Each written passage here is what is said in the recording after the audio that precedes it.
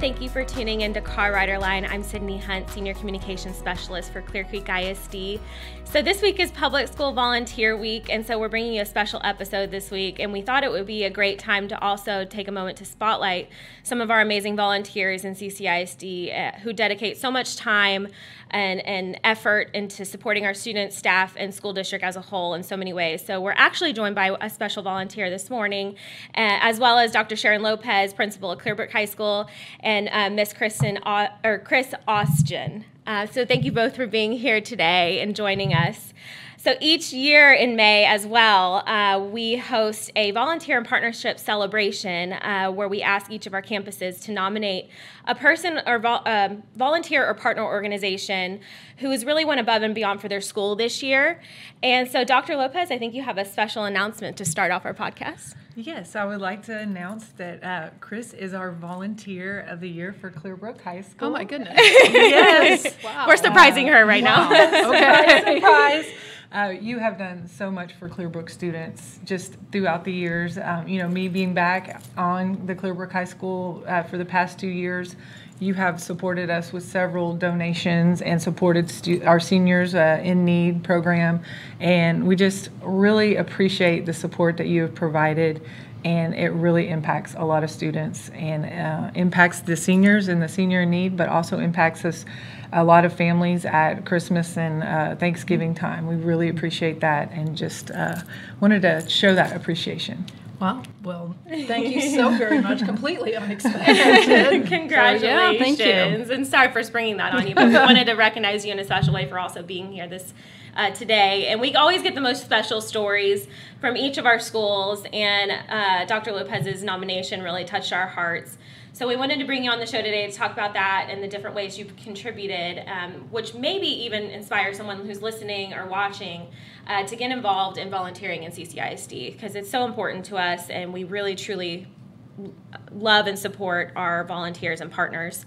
So first I'm going to let you introduce yourself and tell us a little bit more about your background and how many years you've been involved with volunteering and Clearbrook High School.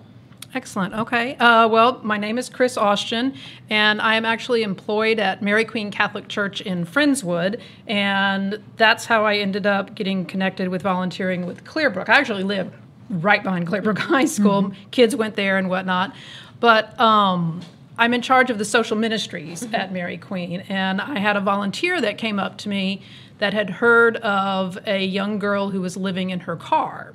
And so I called Clearbrook High School, and that was probably 7 or 8 years ago now. I got contacted with communities and schools. Mm-hmm. And so it has just taken off from there, and we do whatever we can to support the kids. And I have lots of stories I could tell if you're interested. And you said you also have 3 children who went through Brook? Yeah, we have 4 kids. 3 of them went through Clearbrook, and 1 of them went through Clear Horizons. And I'm actually also a graduate of Clear Creek High School, class of '84. So, yeah. Awesome. So I'm gonna. So Dr. Lopez mentioned there are many ways you've helped be involved on campus, but she wanted you to be recognized this year for the Seniors in Need program. Can you tell us more about the program, when it started, and its mission? Excellent, yeah. So again, probably 7 or 8 years ago, my husband and I were invited to the end of the year communities and schools, I don't know what they call it, appreciation dinner, banquet, whatever it was.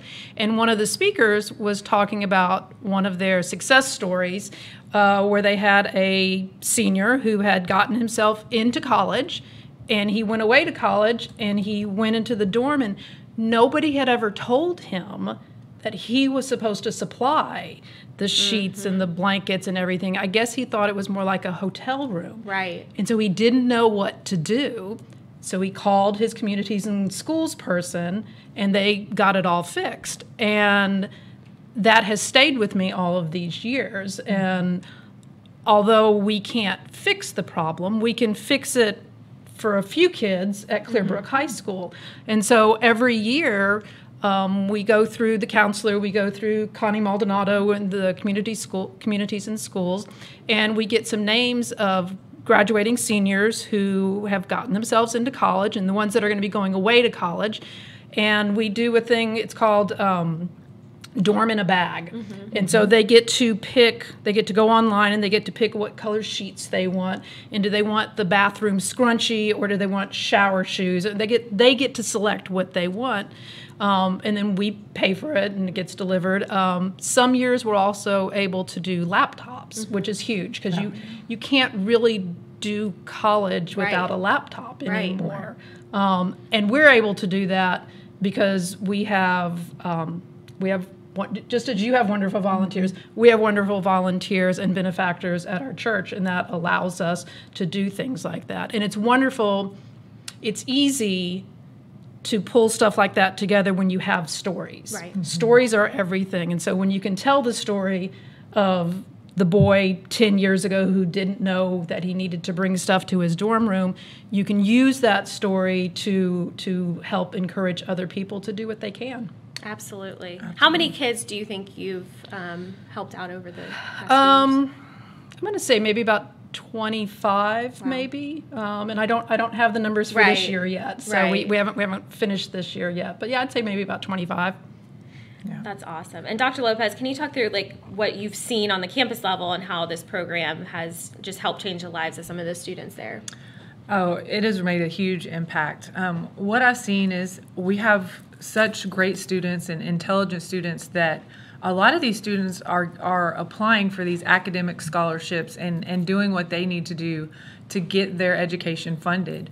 But when it comes to the smaller things that you need for a dorm room or you need for that college life and to be able to participate fully and show up prepared, that's where Ms. Chris comes in and helps take care of that for those students. And like she said, some of the students don't really know that they need all those things. And so the fact that they're able to step in and help, it is just so special. And the day that they bring their stuff to the school, we come and celebrate with them. It's such a great celebration. Every year it gives me chills.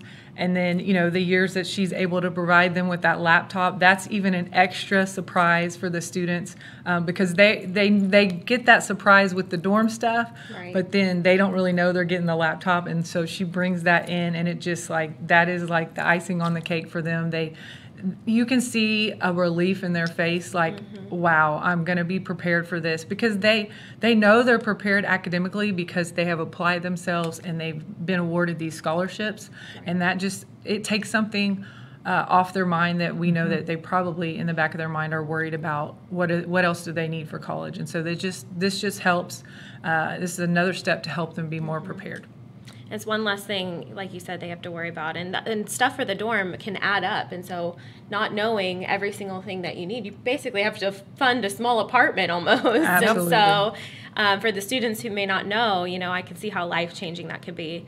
What are some other ways throughout the years that you've been involved at Clearbrook? One of the other things that we always do is at Christmas time on our giving tree, we have it designated for different organizations that we help with, and one of them is always the Clearbrook High School, the Communities in Schools, and we collect gift cards. It's just straightforward, plain and simple. It's Walmart or Target gift cards, and again, a lot of that can be generated through the stories because Connie and the other people in the office at Clearbrook are really good about forcing the kids to write thank you notes. And so later on in the year, I get this box of wonderful thank you notes explaining to me what they spent the gift card on. And so if I'm able to explain that to my benefactors at the church, because so many of the gift cards are used for groceries. I mean, and this is at Christmas time, but they're used for groceries. They're used to buy a pair of shoes because the student only had one pair of shoes and they didn't really fit anymore. Frequently, therefore, they buy gifts for their younger brothers and sisters and whatnot. And so those thank you notes are... they're heartwarming for me to read, but they are so useful for me to put back out there because people want to help, and if they can make that connection with a story, it's even better than that. So yeah, absolutely. They definitely want to know how they're helping. Yep, right, exactly. That makes a huge difference. Plus, when the students show gratitude, that makes you want to give more. Yes, absolutely. yes. Dr. Lopez, what are some other examples? So for those who are listening, it might spark something new for people who want to get involved on campus. What are some other ways that either partners or volunteers help? Well, at the high school level, it does look a little bit different than elementary and intermediate. But the high school level, students are getting really involved in extracurricular activities. So depending on what the students are involved in, there's always ways to help with extracurricular activities. We have huge booster clubs, band, and orchestra, and then we also have choir, and then all the athletic booster clubs are ways to help. So that's definitely, we appreciate all of our volunteers that help with the booster clubs and raising money for the different organizations. But also, with the PALS or NHS, those groups as well also need adult volunteers for different outside of school activities, after school activities, doing volunteering for the dances and such. Our PTA, we also have a lot of PTA volunteers that bring food up to the school for the teachers, or they do different additional things that PTA is organizing. So there's always a way to give back at any of the schools, and high school is just a little bit different as far as because of all the extracurricular activities we have. And so for those listening who may be inspired to get involved, we want to give you some more information on different ways you can step in and different steps you can take to get involved. So there's different organizations. You mentioned Communities in Schools, which is an amazing program that's in elementary, intermediate, and high school that helps support students in need, and they're just doing amazing things. And so we have that information on our website, as well as Hope Active is very involved on campus, especially during the holidays, and also Big Brothers and Big Sisters. Volunteering can look like a mentoring role as well, because you're volunteering your time to help support and mentor a student at one of our campuses. We also have that through elementary, intermediate, and high school. And Communities in Schools also, they provide a lot of food. We have the Wolverine Warehouse is a organization that our STUCO has created, and a lot of the different extracurricular activities provide food that kids want to eat. Right. Macaroni and cheese, cereal, granola bars. They provide food that kids want to eat, and then we actually make these bags that go to Communities in Schools, and that goes out to students. And we do it in a way that's very discreet, but we have volunteers that come in and help with that as well. And then we, if we have extra, we also donate that to St. Mary's, and so we have a great partnership with that, and they have also helped donate to us as well and help some of our families out in that aspect as well. And that's throughout the year. That's not just big holidays or anything like that. That's throughout the year. Awesome. We also have amazing relationships, as you can see, with our local faith-based leaders and organizations that are always linking up with schools. There's one church that partners with Clear Lake City Elementary, and they're doing something every single month on that campus. So that would also be a good way to get in contact with someone at the church or organization and see what possibilities there may be. Watchdogs is also a special way for our dads and guardians on our elementary and intermediate campuses, where the dads go and volunteer their time to help with car drop-off traffic or monitoring the halls, and it's always a special way seeing our dads walk through the halls and our parents and guardians walk through the halls. So you mentioned booster clubs, PTA programs are also very big.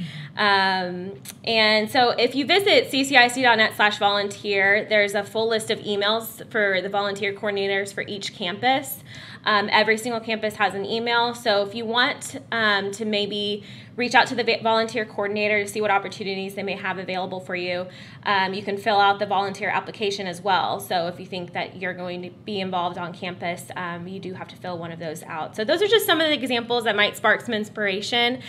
We appreciate everything that you do, Ms. Austin, for Clearbrook and for CCISD, and all of our volunteers. And so we are going to host on, I believe it's May 6th, breakfast to support our campus volunteers of the year and thank them, where we also name the partner and volunteers of the year for CCISD. So we will be posting about that in the next couple weeks. Is there anything else you think we miss? Other ways that parents and communities can get involved? I mean, if there's a parent that has a special skill, we do have a lot of robotics mentors on campus. So if you have a special skill and you feel like you have some extra hours in the day that you'd love to contribute at the high school level, let us know. There may be an area that we can work with you on. But like I said, robotics has a lot of mentors. All of CTE programs, really. We have a lot of different CTE programs, health science technology classes. And we do bring in some parents that have some specialized jobs that talk to our students about that. And we love bringing in those real life experience people that can talk to our students about different career choices. So that's definitely an area. Guest speakers, it's, even if it's a one-day volunteer to come in and speak to our students, we love those type of connections. And so reach out to us or your child's teacher. And we love those opportunities just to bring in the community and share. Yeah, we're happy to be able to bring our volunteers back on campus as well. And so thank you both for being here so much, and for Ms. Austin for all you do, and our volunteers and partners for all that you do for CCISD during this week, especially because it's a public school volunteer week, but every day throughout our school year. But that's it for this episode of Car Rider Line. This video will be available for playback and published as a new podcast episode. So be sure to subscribe to Car Rider Line wherever you listen to your podcasts. But that's it for this time. We'll see you next time.